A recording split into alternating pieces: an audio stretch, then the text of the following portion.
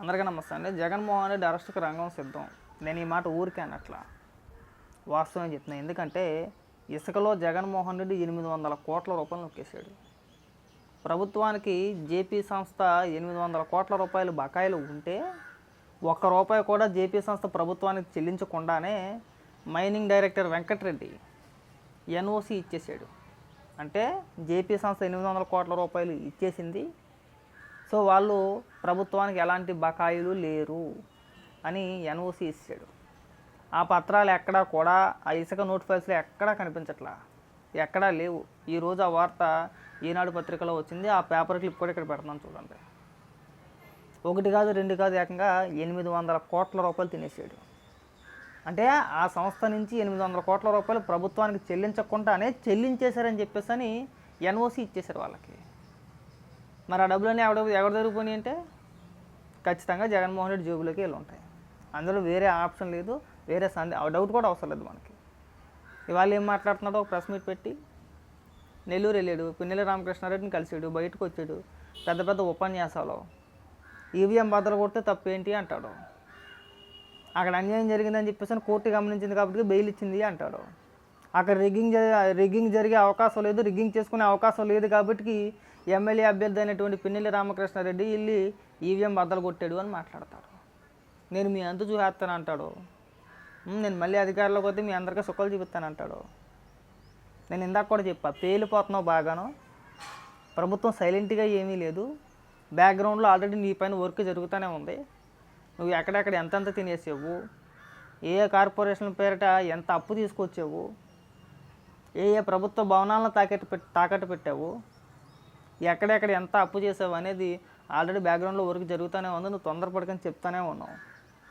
ఇవాళ కూడా పేలిపోయి ఇవాళ నుంచి ఒక్కొక్కటి బయటకు వస్తా చూడు. ఇది ఒకటే 800 కోట్ల రూపాయలు. అసలైంది మద్యం, అది అతిపెద్ద కుంభకోణం అన్నమాట, మామూలు కుంభకోణం కాదు అది. దాంట్లో కానీ చిక్కుకున్నావు అంటే నువ్వు ఖచ్చితంగా బయటికి కూడా రాలేవు. అందుకే చెప్పేది, పేలిపో మాకు, రాలిపో మాకు, పెద్ద పెద్ద ముద్ర మాటలన్నీ మాట్లాడు మాకు. నువ్వు నీతివంతమైన పరిపాలన చేసావనుకో, పెద్ద పెద్ద మాటలు మాట్లాడినా కానీ చెల్లుద్ది. నువ్వు మళ్ళీ నేను శుద్ధపోసని, ఎందుకంటే ఒక ఐడియా వచ్చేసింది ముందే, ఖచ్చితంగా బ్యాక్గ్రౌండ్లో వర్క్ జరుగుతుందనే విషయం తెలుసుకున్నాడు, ఏదో రకంగా తెలిసే ఉంటుంది.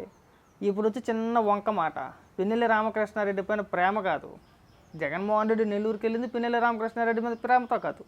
నేను ఎందుకంటున్నానంటే అదొక వంక మాత్రమే.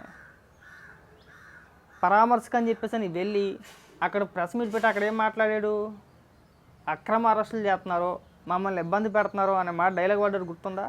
రేపు పొద్దున్న జగన్మోహన్ రెడ్డిని అరెస్ట్ చేసినా సరే నాకు ముందే తెలిసి నన్ను అరెస్ట్ చేస్తారని. ఎందుకంటే చంద్రబాబు నాయుడు గారి ప్రభుత్వం కక్ష సాధింపు చర్యలు చేపడుతున్నాం మా పైన, నేను ఎలాంటి అవినీతి చేయలేదు అనే కలరింగ్ ఇస్తారన్నమాట వీళ్ళంతా కూడా. సోకాళ్ళు ఎవరైతే మన పీటీఎం కుక్కలు కానీ వైఎస్ఆర్సీపీ పార్టీ నాయకులు కానీ ఎవరైతే ఉన్నారో వాళ్ళంతా ఆ టాపిక్ని అందుకుంటారు. అప్పుడు మా జగన్మోహన్ రెడ్డి గారికి ముందే తెలిసి అరెస్ట్ చేస్తారని, ఏ తప్పు చేయకపోయినా కానీ అక్రమ కేసులు పెట్టేసి లోపల వేస్తారని బెల్లపెత్తారన్నమాట. ఇక్కడ తినేసిందేమో 100 కోట్ల రూపాయలు, ఒకటి కాదు రెండు కాదు 100 కోట్ల రూపాయలు. పైగా ఈరోజు వచ్చి కొంచెం కూడా సిగ్గు లేకుండా మాట్లాడుతాను, మళ్ళీ పెద్ద పెద్ద పాఠాలు చెప్తున్నాడు అందరికీ కూడా. పిన్నెల్లి రామకృష్ణారెడ్డి సౌమ్యుడు, శుద్ధపోస, నువ్వు ఒక వెన్నపోసవే. అసలు దాడులు అంటే ఏంటో తెలియదు పిన్నెల్లి రామకృష్ణారెడ్డికి, చాలా సౌమ్యుడు, నోట్లో ఏలు పెడితే కొరకలేడు. నేను చూడలేదేటి నువ్వు అధికారంలో ఉన్నప్పుడు ఇన్ని అరచకాలు చేశారు. దాడుల గురించి, ప్రజాస్వామ్యం గురించి జగన్మోహన్ రెడ్డి మాట్లాడుతూ ఉంటే ఒక అంతుకు నాకు నవ్వనిపిస్తుంది, నవ్వొచ్చింది మాట ఇందాక.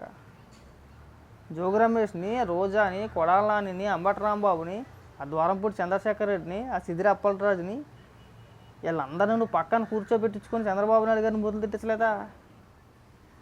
తిట్టిలేదా నువ్వు?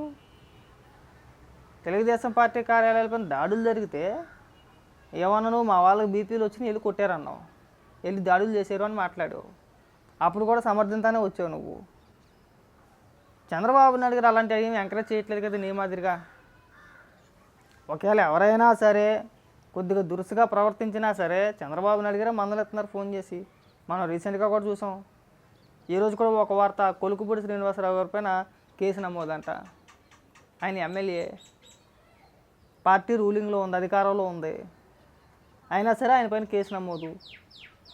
దాన్ని బట్టి మీరు అర్థం చేసుకుంటున్నారా వ్యవస్థలు ఎంత చక్కగా పనిచేస్తున్నాయి అనేది. సరే రైటా తప్ప, ఆయన చేసింది రైటా తప్ప అనేది సెకండ్ తర్వాత మాట్లాడుకోవచ్చు దాని గురించి. నువ్వు అధికారంలో ఉండగా నీ కార్యకర్త పైన అయినా సరే తప్పు చేసాడో లేదంటే ఒప్పు చేసాడో ఎవరైనా వెళ్ళి కంప్లైంట్ ఇచ్చినప్పుడు కనీసం కేసు అయినా నమోదు చేశారా? చేయలే. నువ్వు వచ్చి వాళ్ళ ప్రజాస్వామ్యం గురించి మాట్లాడితే దేంతో నవ్వాలో మాకు అర్థం కావట్లా. దయచేసి నువ్వు ప్రజాస్వామ్యము, నీతి, నిజాయితీ, నేను శుద్ధపోసని, నాకేమీ తెలియదు, నేను చాలా అమాయకుని, ఇలాంటి మాటలు నువ్వు మాట్లాడమాక. నీ అరెస్ట్ అతి తొందరలో ఉండబోతుంది, అతి దగ్గరలో ఉండబోతుంది, చాలా దగ్గరగా ఉంది. ఎక్కువ రోజులు కూడా అవసరం లేదు, ఎక్కువ సమయం కూడా పట్టదు. నాకు తెలిసి నిన్ను కొంచెం నీకు టైం ఉంటుందేమో అని చెప్పేసి అనుకున్నా, కానీ నువ్వు ఇవాళ పేలిన పేలుడికి వార్నింగ్లు ఇచ్చేసావు కదా. నువ్వు ఇవాళ పేలిన పేలుడికి, రాలిన రాలుడికి అతి త్వరలో ఉండబోతుందన్నమాట. మహా అయితే ఒక 4 రోజులు కూడా ఉండదేమో నీ అరెస్ట్. 4 రోజుల లోపే ఉండబోతుందని చెప్పేసి నేను అనుకుంటున్నా ఖచ్చితంగా. ఎందుకంటే ఒక 2-3 రోజులు ఉపయోగపడితే మిగిలిన శాఖలపైన అన్నిటిపైన ఒక శ్వేతపత్రం రిలీజ్ చేస్తారు, ముఖ్యంగా ఆర్థిక శాఖ పైన. ఆ శాఖ పైన ఇప్పుడు అన్ని కసరత్తులు జరుగుతున్నాయన్నమాట. పూర్తి వివరాలు తెలియట్లా, అధికారులకే తెలియట్లా ఎక్కడెక్కడ ఎన్ని లక్షల కోట్ల రూపాయలు అప్పు చేసేటనేది. ఆర్థిక శాఖ పైన ఎప్పుడైతే శ్వేతపత్రం రిలీజ్ చేశారో ఆ రోజుతో నీ చాప్టర్ క్లోజ్ అయిపోద్ది. అక్కడతో నువ్వు వెనక్కి తిరిగి కూడా చూడవసరం లేదు. ఇంకా డైరెక్ట్గా ఆ రోజు శ్వేతపత్రం విడుదల చేశారంటే డైరెక్ట్గా నువ్వు అన్నీ మూసుకొని వచ్చేయాల్సిందే, వేరే ఆప్షన్ లేదు నీ దగ్గర. ఎందుకంటే ఉన్న సమాచారం మేరకు రాష్ట్ర అప్పు 14 లక్షల కోట్ల పైనే ఉంది. జగన్మోహన్ రెడ్డి పంచింది ఎంత అంటే 2,70,000 కోట్లు. సరే, 2014 నుంచి 2019 వరకు ఒక 2,60,000 వేసుకున్నా, రాష్ట్రం విడిపోయేటప్పుడు మనకు వచ్చిన 90,000 కోట్ల రూపాయలతో కలిపినా సరే ఒక 6 లక్షల కోట్ల రూపాయలు తీసేయండి.